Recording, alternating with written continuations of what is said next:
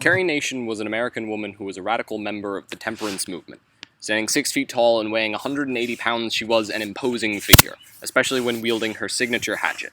She was born Carrie Amelia Moore in Guerin County, Kentucky on November 26, 1846. Her family was poor and she had little education as a child. They moved to Kansas City area when she was a teenager, where she worked as a nurse during the Civil War. In 1867, she married Dr. Charles Gloyd. Due to complications as a result of alcoholism, Gloyd died shortly after their daughter was born, leaving Carrie to care for her alone.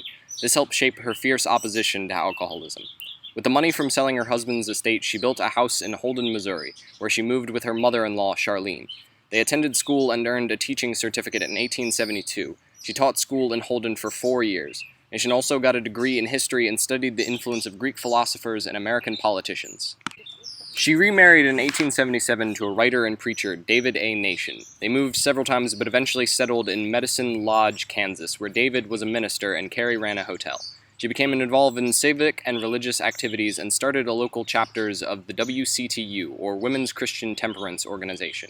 Nation and the WTCU wrote letters and held protests, at which Nation was known to greet the bartenders by saying things like, "Good morning, destroyer of men's souls."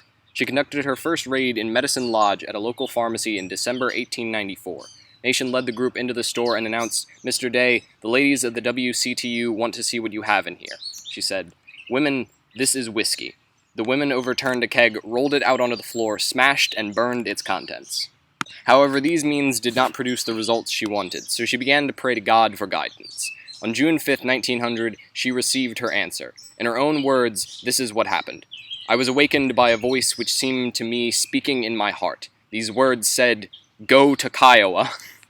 The next morning, she went into Kiowa with an armload of smashers, rocks wrapped up to look like packages. She wrecked 3 saloons before the bartenders eventually closed them up once word got out. She dared the sheriff to arrest her. When he did not, she moved on to Wichita.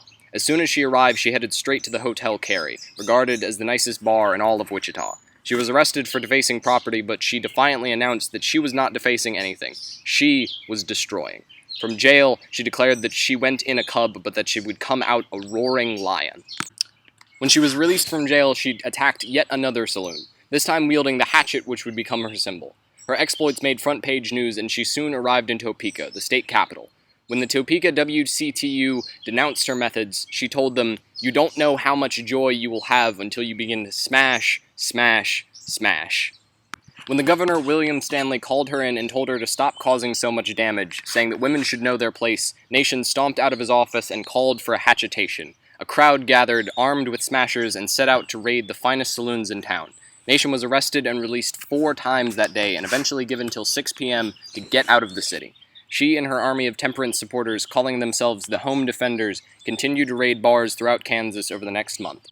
A bill to strengthen prohibition enforcement was rushed through legislation in an attempt to stop the nation's destruction. While not satisfied with this, Nation retired from her active raids and began touring the country, making speeches and writing articles for the temperance cause. She gained nationwide fame on the lecture circuit before she died in 1911, just 1 year before the passage of nationwide prohibition. Do not wait another moment for some work to do. Can't you hear that cry from near and far?